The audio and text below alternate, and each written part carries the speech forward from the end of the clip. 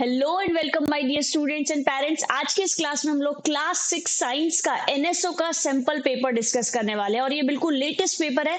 2024-25 की जो official website है एसओएफ की, उस पे जो पेपर गिवन है वो हम डिस्कस करने वाले हैं। So are you all excited for the questions? Sample questions हम डिस्कस करने वाले हैं and here you can see the pattern and marking scheme of SOF. यहाँ पे आप देख सकते हो बच्चों कि 50 आपके क्वेश्चंस आएंगे। टाइम आपका 1 आवर होगा। नंबर ऑफ क्वेश्चंस की बात करें, टोटल लॉजिकल रीजनिंग से तो 10 होंगे, साइंस से आपके 35 होंगे, अचीवर सेक्शन से आपके 5 क्वेश्चंस होंगे। एंड मार्क्स की बात करें, लॉजिकल रीजनिंग एंड साइंस में आपके जो होंगे वो पर क्वेश्चन 1 मार्क्स होगा, बट एचओटीएस जिसको कि हम अचीवर सेक्शन बोलते हैं वहां पे 3 मार्क्स पर क्वेश्चन होगा। यस, आपको थोड़ा सा वहां पे अपना ज्यादा कॉन्शियस के ब्रेन को यूज करना है क्योंकि थोड़े से ट्रिकी क्वेश्चंस होते हैं। So let's start our first question which is from logical reasoning. 10 questions होते हैं। Here we are discussing 3 sample questions. x is the southwest of y, l is the east of x and southeast of y, and m is the north of l in a line with xy.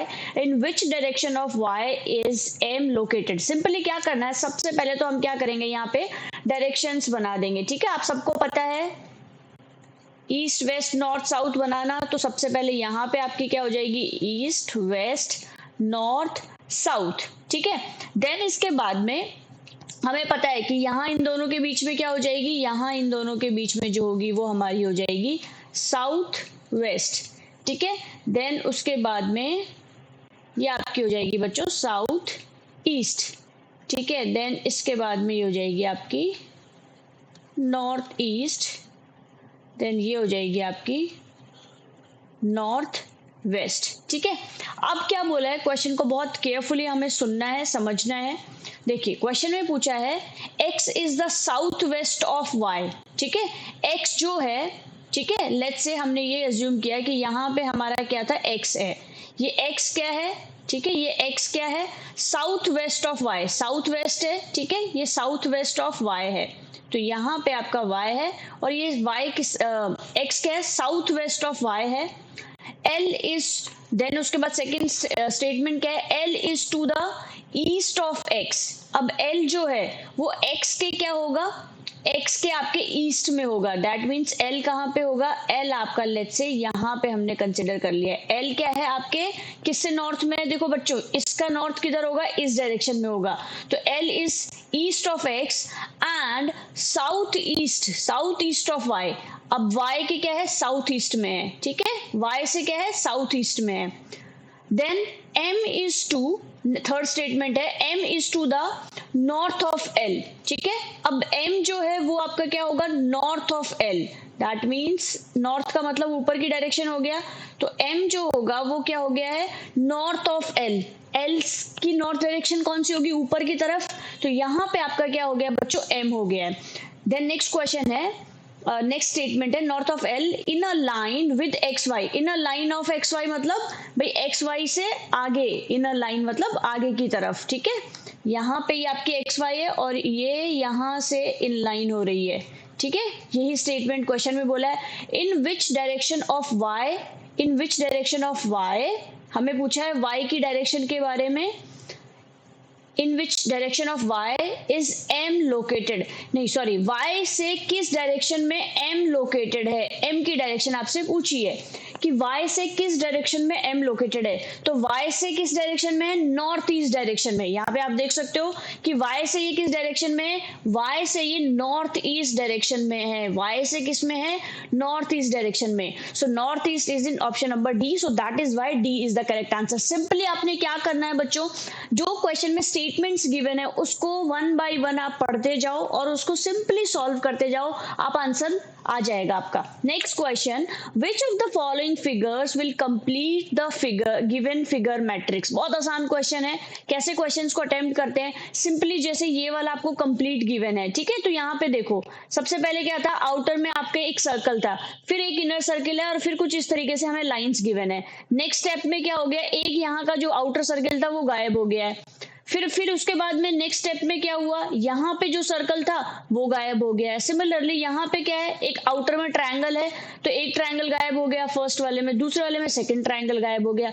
इस वाले में क्या होगा, square given है तो पहले वाले में एक स्क्वायर गायब हो जाएगा, तो मतलब दूसरा वाला स्क्वायर बचेगा और हमारी बाकी अंदर की चीजें रहेंगी। ठीक है, बाकी अंदर की चीजें हमारी रहेंगी कुछ इस तरीके से। देन उसके बाद वाली स्टेज में क्या हुआ, ये वाला स्क्वायर गायब हो जाएगा। तो दैट मीन्स सिंपल है, कौन सा आंसर होगा, ऑप्शन नंबर डी। ये क्यों नहीं होगा, क्योंकि इसमें लाइंस ऑटोमेटिकली ज्यादा हो गई है। ये क्यों नहीं होगा, क्योंकि इसमें लाइंस कम है। बहुत बेसिक माइनर डिफरेंस देते हैं। क्लियर है सारे बच्चों को। सिंपली जो गिवन डेटा है उसको केयरफुली ऑब्जर्व करना है और देखना है कि कैसा पैटर्न फॉलो हो रहा है, और उस सेम पैटर्न को अप्लाई करना है जो भी आपको पूछ रहा है वहां पे क्वेश्चन में। Next question, if all the vowels are removed from the series given below, then which of the following is ninth to the right of 12th letter from the right hand? कई बार क्या होता है ना कि question में right, 12th, 9th ये सब क्या पढ़ दिया है, आपको बस वन बाय वन स्टेटमेंट को पढ़ते जाना है। जैसे पहला बोला है कि वॉवल्स को रिमूव करना है, और वॉवल्स को रिमूव करने का मतलब ए ई आई ओ यू। ठीक है, हम सबको पता है आपके जो वॉवल्स है, यहाँ पे मैं लिख देती हूँ, वॉवल्स मतलब ए ई आई ओ यू। ठीक है, अब यहाँ जहां पे भी ए ई आई ओ यू है, हम बहुत अच्छे से इसको इरेज कर रहे हैं ताकि हमें क्या है, कंफ्यूजन ना हो। सॉरी, ये एफ था बच्चों, बहुत केयरफुली आपको रिमूव करना है। ये ई है, ठीक है, देन इसके बाद ये वाला ई है, देन उसके बाद ए, देन उसके बाद में ए ई आई ओ ए एंड आई। ठीक है, हमने सिंपली क्या कर दिया बच्चों, ए ई आई ओ यू हटा दिए हैं। कोई बच्चा तो नहीं है, देख लो आप अच्छे से। ओके, देन सेकेंड स्टेटमेंट क्या है, then which of the following is ninth to the right of 12th letter from the right hand. सबसे पहले क्या करना है कि ये आपका राइट हैंड है, यहां से आपको 12th लेटर ढूंढना है। तो क्या होगा, ये आपका हो जाएगा 1 2 3 4 5 6 7 8 9 10 11 और ये हो जाएगा एल वाला आपका नंबर 12। ठीक है, एल वाला क्या है आपका नंबर 12 हो गया है। ठीक है, अब क्वेश्चन का स्टेटमेंट क्या है समझो, which of the following is ninth, कौन सा नाइन्थ नंबर पे होगा, to the right of 12th letter. 12th letter से राइट पे आपको कौन से नंबर का ढूंढना है, नाइन्थ नंबर का ढूंढना है, 12th लेटर से राइट में। अब 12th लेटर से राइट में चलते हैं अपन, 1 2 3 4 5 6 7 8 9। सो दैट मीन्स हमारा आंसर क्या होगा इसका, ऑप्शन नंबर डी। ठीक है, क्यों होगा, कैसे होगा, क्लियर है सारे बच्चों को। सिंपली जो स्टेटमेंट्स गिवन है हमने उसको वन बाय वन ब्रेक किया, समझा और क्वेश्चन को सॉल्व कर दिया, दैट्स इट। बहुत इजी है। चलो, जब बहुत सारे ऐसे क्वेश्चंस की प्रैक्टिस करोगे ना बच्चों, मे बी फर्स्ट टाइम में थोड़ा सा डिफिकल्ट लग रहा हो, लेकिन जब बार बार ऐसे क्वेश्चंस की प्रैक्टिस करोगे तो ये सब चीजें इजी लगने लगेंगी। आगे बढ़ते हैं हम साइंस सेक्शन की तरफ, and here is the first question from science, and the question is read the following passage carefully. जो नीचे आपको पैसेज गिवन है उसको बहुत केयरफुली पढ़ना है। क्या बोल रहा है पैसेज में, देखते हैं। P is found abundantly in cod liver oil and is important for visual efficiency. यहीं से आप दिमाग लगा सकते हो कि हमें कॉड लिवर में क्या मिलता है। अगर आपको डायरेक्टली पता है बहुत अच्छी बात है, नहीं मिलता है, विजुअल्स के लिए हमें क्या चाहिए होता है, आंखों की रोशनी के लिए। Q is source from amla, मतलब vitamin C, tomato and citrus fruits, and its deficiency may cause wounds to take longer time for healing. कि अगर विटामिन सी की डेफिशिएंसी हो जाती है तो उससे क्या होता है, लेट्स से आपके कहीं पे कट लग गया है तो वो जो घाव बन जाता है, उसको आपको घाव को ठीक होने में, उस वाउंड को ठीक होने में क्या होता है, बहुत ज्यादा लंबा टाइम लगता है if you are deficient from vitamin C. Then next sentence पढ़ते हैं हम लोग। R is formed in our body in presence of sunlight। Sunlight के प्रेजेंस में आपकी बॉडी में क्या बनता है, दैट मीन्स हमें यहाँ पे पूछा है P, Q और R। ठीक है, देन उसके बाद में इट्स डेफिशिएंसी इन टॉडलर में कॉज डिफॉर्मिटी ऑफ लेग्स। आपने देखा है ना, रिकेट्स हो जाता है कई बच्चों में, वो क्यों होता है, डिफॉर्मिटी ऑफ लेग्स, किसकी वजह से, विटामिन डी की deficiency. Now select the incorrect option. बच्चों ये बहुत केयरफुली पढ़ना है आपको, इनकरेक्ट स्टेटमेंट आपको पढ़ना है यहाँ से। P can be found in spinach but not R. सबसे पहले तो समझते हैं पी क्या है। विजुअल्स के लिए आपका होता है बच्चों विटामिन ए, याद रखना है ये हमेशा। और कॉड लिवर में भी क्या होता है आपका विटामिन ए। क्यों विटामिन सी, बहुत ही इजीली क्लियरली हमें समझ में आ रहा है, दिखा हुआ है आंवला और इन सब में। देन उसके बाद आर क्या है आपका विटामिन डी, ठीक है। सन की प्रेजेंस में क्या बनता है आपका विटामिन डी बनता है।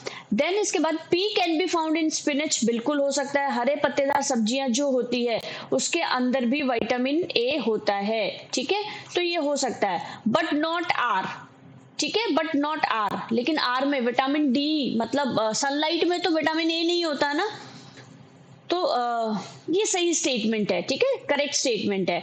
In absence of R, in absence of R R body will show calcium deficiency even if it is abundant in R food. कि आर का मतलब है अगर विटामिन डी की आपकी इन एब्सेंस ऑफ आर मतलब अगर विटामिन डी नहीं होगा तो बच्चों कैल्शियम का एब्जॉर्प्शन नहीं होता है हमारी बॉडी के अंदर। विटामिन डी क्यों चाहिए हमारी बोन्स को? ताकि आप जो भी खाना खा रहे हो उसमें से कैल्शियम को वो जो बोन्स है वो एब्जॉर्ब कर पाए, वरना आपका कैल्शियम एब्जॉर्ब नहीं होगा। तो दैट मीन्स ये भी सही स्टेटमेंट हो गया। नेक्स्ट है Q is also called B complex. Q मतलब विटामिन सी को बी कॉम्प्लेक्स बोलते हैं क्या? बिल्कुल भी नहीं।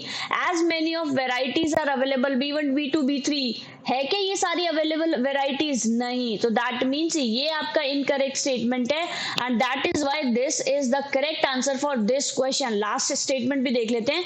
P can not be dissolve in water, ठीक है, पी को हम वाटर के अंदर डिजोल्व नहीं कर सकते हैं। पी का मतलब विटामिन ए। विटामिन ए क्या होती है आपकी? फैट सॉल्युबल विटामिन होता है, ठीक है, फैट सॉल्युबल। हमने दो तरह के विटामिन पढ़े हैं, फैट सॉल्युबल और वाटर। वाटर मतलब जो कि आपका बॉडी में स्टोर नहीं होता है, वो फ्लश आउट हो जाता है। कमेंट सेक्शन में मुझे बताना है सारे बच्चों को कि वो फैट सॉल्युबल विटामिन कौन से हैं और वाटर सॉल्युबल विटामिन कौन से हैं। चलो आगे बढ़ते हैं क्वेश्चन की तरफ। क्लियर है क्यों स्टेटमेंट क्यों सी करेक्ट आंसर है? सिंपली आपको क्वेश्चन को ब्रेक डाउन करना है, एक एक स्टेटमेंट को समझना है अच्छे से एंड देन आपको ऑटोमेटिकली आंसर आ जाएगा। Next question, which of the following joints is present between thigh bone and shine bone? अब thigh bone तो आपको पता है, shine bone आप कौन सी होती है जरा सोच के बताओ। thigh bone और shine bone, shine bone का मतलब होता है बच्चों टीबिया, जो आपके घुटने के नीचे सामने वाली जो बोन होती है ना उसको हम शाइन बोन बोलते हैं। तो इन दोनों के बीच में जो जॉइंट है वो कौन सा वाला जॉइंट है? फटाफट से आंसर बताओ। यस चलो पहले इसको समझ लेते हैं। यहाँ पे देखो हिंज जॉइंट का ऑप्शन यहाँ पे आपको बता रखा है कि हिंज जॉइंट जो होता है वो कहाँ होता है? वन प्लेन में मोशन कर सकता है। वन प्लेन से मतलब जैसे ये है, यहाँ पे मेरी एल्बो के अंदर भी क्या है? Hinge joint. आप अपने घुटने को भी ऐसे ऊपर नीचे करके देखो, वो भी वन प्लेन 180 डिग्री तक ही मूव करता है। ऐसा तो नहीं है ना 360 डिग्री मूव कर जाता है। कहाँ कहाँ पे हो सकता है? वो एल्बो में हो सकता है, नी में हो सकता है। देन उसके बाद में है नेक्स्ट हमारा ओके, नेक्स्ट जॉइंट कौन सा है यहाँ पे देख लेते हैं। Pivot joint, fix joint, ball and socket joint, ठीक है। तो देखो फिक्स जॉइंट तो आपको यहाँ से दिख ही रहा है। फिक्स जॉइंट का मतलब जो कि जॉइंट हिलता नहीं है। आप यहाँ पे देख सकते हो ये जो आपके ये जो जॉइंट्स है ये आपके हिल नहीं रहे हैं, ठीक है, ये फिक्स होते हैं, ये मूवेबल नहीं होते हैं, ठीक है, जो कि स्कल और आपके पेल्विस में होते हैं। तो दैट मीन्स ये तो हो नहीं सकता है। हमें क्वेश्चन में क्या पूछा हुआ है? क्वेश्चन में हमें पूछा है थाई बोन, तो इससे तो हमारा कोई मतलब ही नहीं है। देन उसके बाद में हमारा नेक्स्ट है पिवट जॉइंट और बॉल एंड सॉकेट जॉइंट, ठीक है। तो बॉल एंड सॉकेट यहाँ पे ये हिंज की जगह पे आपका हो जाएगा बॉल एंड सॉकेट जॉइंट, ठीक है, बॉल एंड सॉकेट जॉइंट।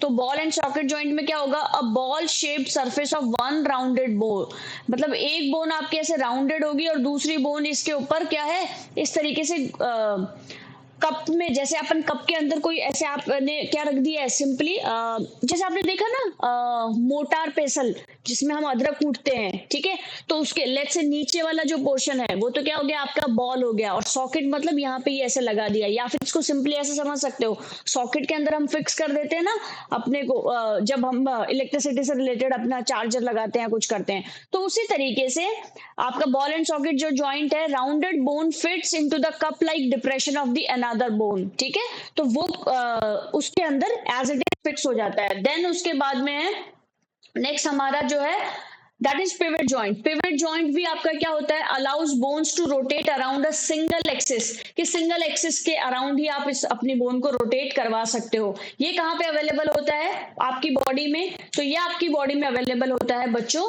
कहाँ पे, नेक के अंदर। नेक के अंदर देखो, ये सिंगल एक्सिस के अंदर ही आप इसको, ऐसा तो नहीं 360 घुमा सकते हो, पता है ना फिर क्या बन जाओगे आप, ठीक है, तो 360 हम नहीं घुमा सकते।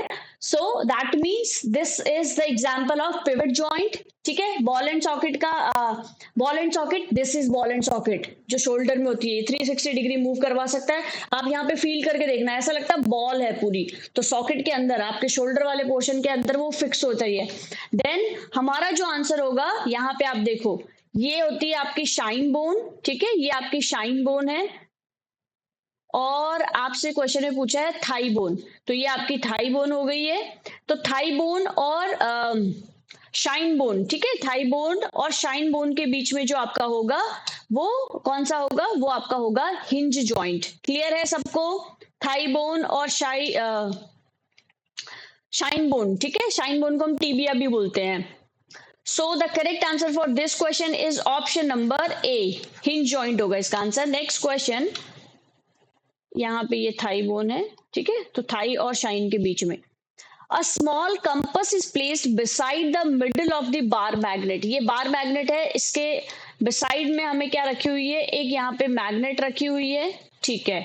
देन उसके बाद में in which direction will the compass needle move, कि कंपस नीडल किस डायरेक्शन में मूव करेगी। तो एक सिंपल सी चीजें समझते हैं बच्चों हम, कि जब हम यहाँ पे मैग्नेट की बात कर रहे हैं तो दैट मीन्स यहाँ पे आपका जो मैग्नेट की वजह से मैग्नेटिक फील्ड होगा सेंटर में, वो magnetic field due to magnet क्या होगा, बिल्कुल जीरो होगा, ठीक है, क्योंकि सेंटर में आप सबको पता है नहीं होता है।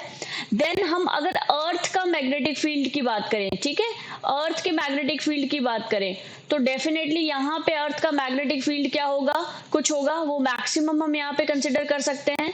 तो अर्थ के मैग्नेटिक फील्ड की वजह से कंपस की डायरेक्शन किधर हो जाएगी, वो कहां से कहां मूव करता है, नॉर्थ टू साउथ। किधर से किधर मूव करता है, नॉर्थ टू साउथ। तो दैट मीन्स आपके कंपस की नीडल की डायरेक्शन भी कहां हो जाएगी, वो भी हो जाएगी north to south. That is in option number D. So D is the correct answer. वापस से समझना बच्चों, आपको पता है मैग्नेट के सेंटर में उसका मैग्नेटिक फील्ड क्या होगा, बिल्कुल जीरो होगा, लेकिन वहां पे अर्थ का कुछ मैग्नेटिक फील्ड होगा, और due to earth magnetic field वो किधर की तरफ पॉइंट करेगी, नॉर्थ से साउथ की तरफ। इसीलिए ये जो आपका कंपास है इसकी डायरेक्शन भी कैसी होगी, north to south, which is in option number D.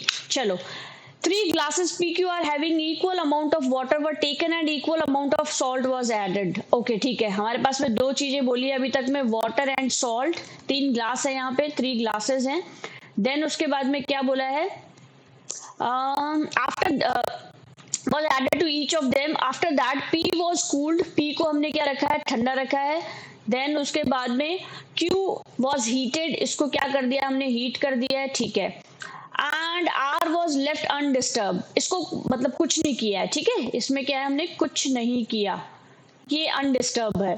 Water in which glass will now taste most salty, सबसे ज्यादा सॉल्टी किसमें होगा। तो सिंपल सी बात है बच्चों, जब हम किसी चीज को गर्म करते हैं ना, तो गर्म करने की वजह से क्या हो जाता है, वो डिजोल्व अच्छे से हो जाता है। तो दैट मीन्स जिस वाटर में नमक डाल के उसको क्या कर दिया होगा, हीट अप कर दिया होगा, गर्म कर दिया होगा, तो वो क्या हो जाता है, अच्छे से डिजोल्व हो गया होगा। तो सबसे ज्यादा जो सॉल्टी होगा वो होगा Q.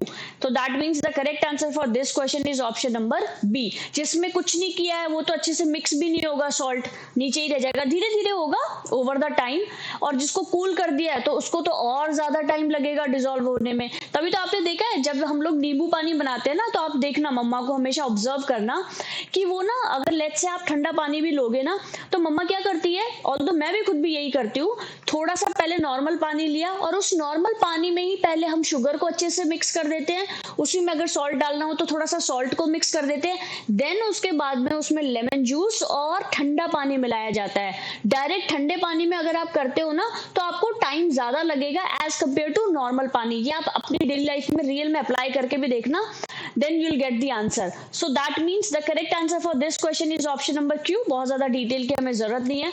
Next question is, it's a very interesting question. Two boys are standing in front of a plane mirror as shown in the given figure. दो boys हैं जो कि plane mirror के सामने खड़े हुए हैं.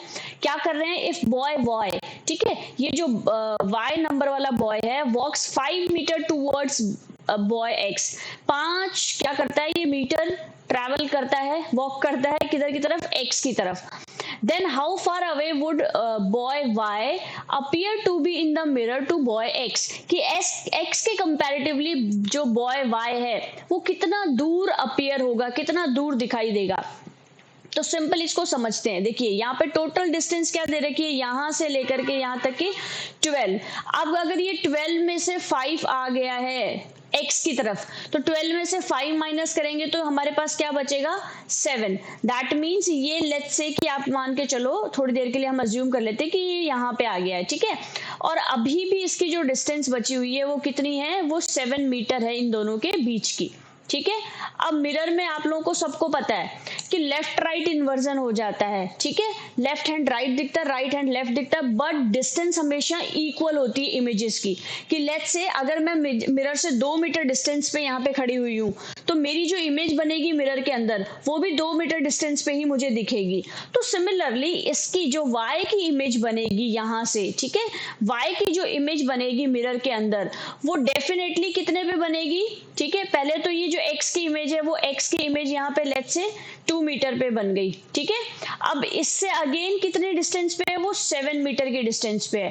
तो जो y की इमेज बनेगी वो 7 मीटर की डिस्टेंस पे बनेगी बच्चों.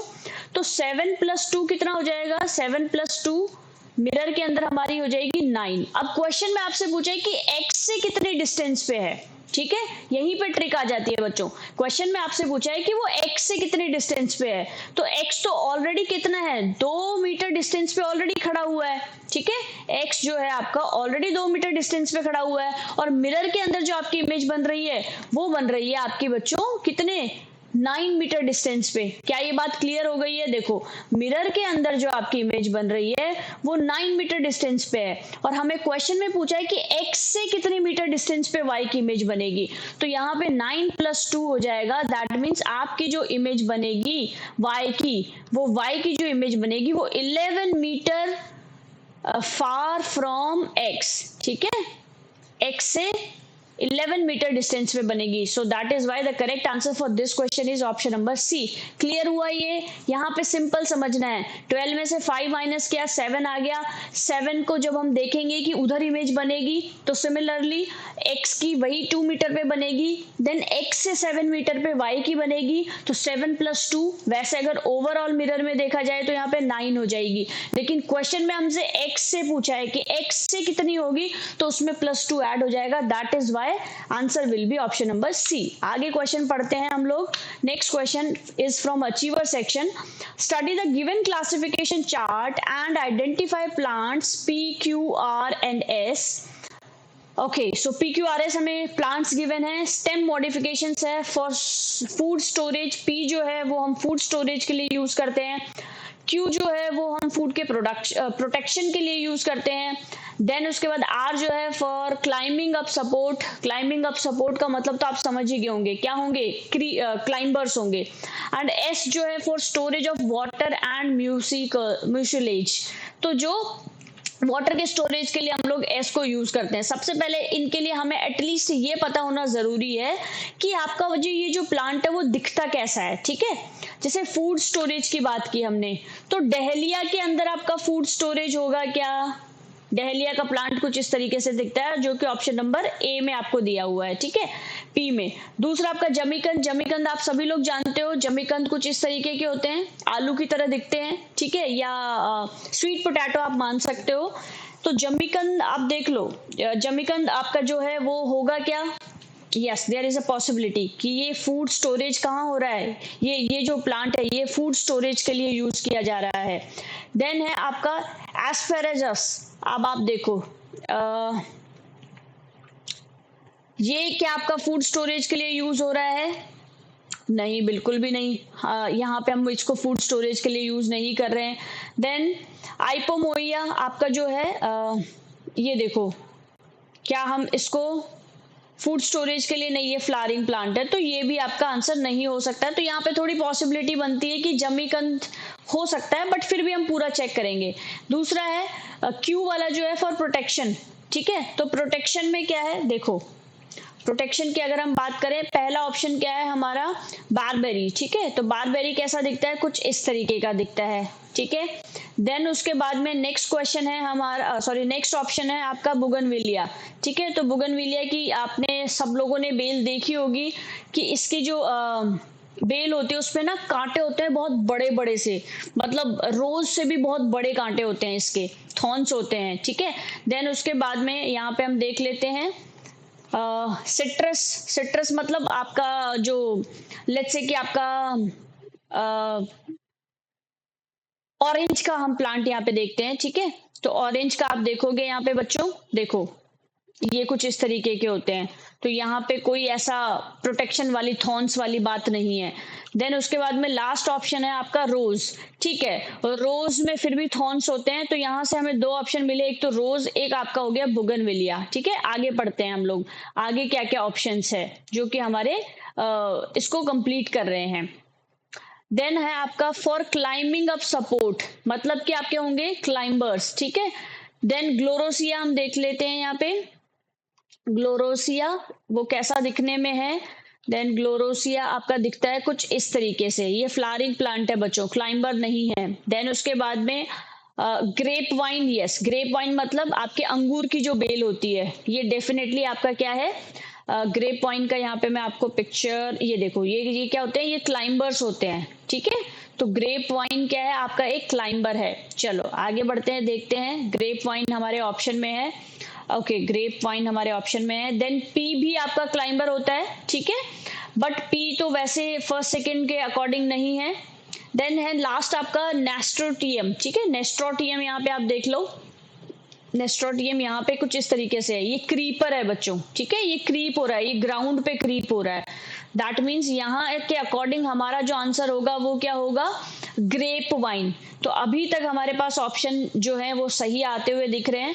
फॉर स्टोरेज ऑफ वाटर, ठीक है। तो वाटर के स्टोरेज के लिए एलोवेरा यूज करते हैं, हमें पता है एलोवेरा यूज होता है। अपंचिया हम देख लेते हैं, अपंचिया कैसा है आप सभी को पता है, ये डेजर्ट में होता है प्लांट, इसको देख लेते हैं। फिर भी हम यहाँ पे ये देखो कि ये वाटर के स्टोरेज के लिए यूज होता है, क्यों, क्योंकि डेजर्ट में पानी बहुत कम होता है, तो वो क्या करता है, वाटर को स्टोर करके रखता है और अपनी लीव्स को थॉर्न्स की फॉर्म में कन्वर्ट कर लेता है, सो दैट वाटर का जो लॉस है वो कम से कम हो, क्योंकि जितनी बड़ी लीफ होगी उतना ज्यादा वाटर इवेपोरेट होगा, ठीक है। और वाटर वहां अवेलेबल ही नहीं है, तो वो अपनी लीफ को क्या कर लेते हैं, थॉर्न्स में कन्वर्ट कर लेते हैं। तो यहाँ पे अपॉन्चिया यहाँ पे हमारा आंसर हो गया है इस ऑप्शन के लिए। सो यहीं से आप देख सकते हो कि हमारा जो क्लियर आंसर हो रहा है that is in option number B, ठीक है। थोड़ा सा डिफिकल्ट है, लेकिन आप ऐसा भी कर सकते हो बच्चों कि एक दो ऑप्शन जहां पे आप क्लियर हो जाते हो कि नहीं ये वाले ऑप्शन तो बिल्कुल भी नहीं हो सकते, उनको इस तरीके से आप एलिमिनेट कर सकते हो। और नहीं कंफर्म हो, क्लियर हो, तो आपको एक बार लास्ट तक सारे ऑप्शंस को अच्छे से चेक करना है, समझना है, and then you will get the answer. चलो नेक्स्ट लास्ट क्वेश्चन की तरफ हम बढ़ते हैं, and the last question of this video is on your screens now.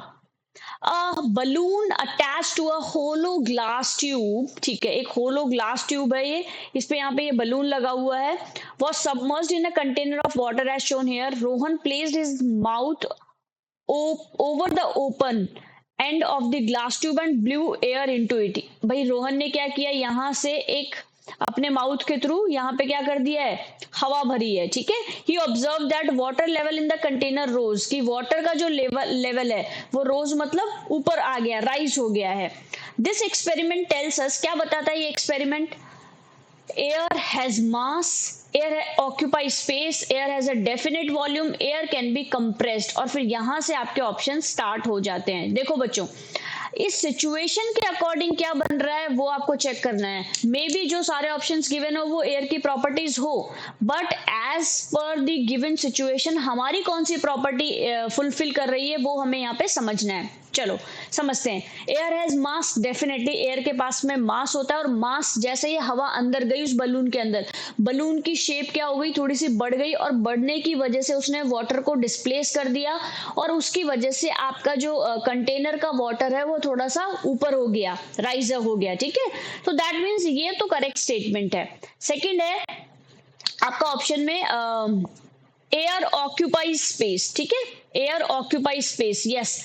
जैसे ही आपने एयर ब्लो किया तो क्या हुआ, एयर ने स्पेस ऑक्यूपाई कर लिया ना, तभी तो मैंने बोला ना वाटर को डिस्प्लेस कर दिया। जैसे ही आपने देखा ना बलून के अंदर हवा भरते ही वो क्या हो जाता है, बलून बड़ा हो जाता है, ठीक है, वो स्पेस को ऑक्यूपाई कर लेता है। तो दैट मीन्स ये स्टेटमेंट भी क्लियर है इस गिवन डेटा के according. Air has a definite volume, नहीं, एयर की कोई डेफिनेट वॉल्यूम नहीं होती है बच्चों। एयर तो आपके रूम में भी एयर है, बट क्या इसकी कोई डेफिनेट वॉल्यूम है क्या, नहीं है। Air can be compressed, but यहाँ पे उसका कंप्रेशन से हमारा कोई यूज नहीं हो रहा है, ठीक है। तो दैट मीन्स सी, ये जो ऑप्शन नंबर 3 और 4 है ये as per the given situation हमारे पास में करेक्ट नहीं है। सो 1 और 2 किस ऑप्शन में है, 1 और 2 is in option number C. So C is the correct answer for this question. मजा आया ऐसे क्वेश्चंस को करके, ठीक है, थोड़ा सा डिफिकल्ट लगा होगा कहीं कहीं पे, but it's fine, keep continue. So that's it for today. If you like this video, please do like, share and subscribe this channel, और ये वीडियो अपने एक फ्रेंड के साथ जरूर शेयर करें, बिकॉज अगर आपको ये वीडियो अच्छा लगा है तो मुझे लाइक शेयर जरूर करना है, so that it gives me lot of motivation कि बच्चों को अच्छा लग रहा है ये वीडियो, और मैं आने वाले टाइम में आपकी और भी किस तरीके से हेल्प कर सकती हूँ, कौन से टॉपिक आपको डिफिकल्ट लगते हैं मुझे कमेंट सेक्शन में जरूर बताएं, ताकि आने वाले टाइम पे हम उन पे बात करें। एक्सपेरिमेंटल भी हम लोग वीडियोस बनाएंगे, समझाएंगे आप लोगों को, लाइव आके समझाएंगे। So that's it for today, bye bye, take care, and I wish you all the very best for your NSO exam, और भी कोई आपने जो साइंस का ओलंपियाड फिल किया उसके लिए। And if you are not preparing तो भी it's okay, all the very best for your bright future. Bye bye, take care.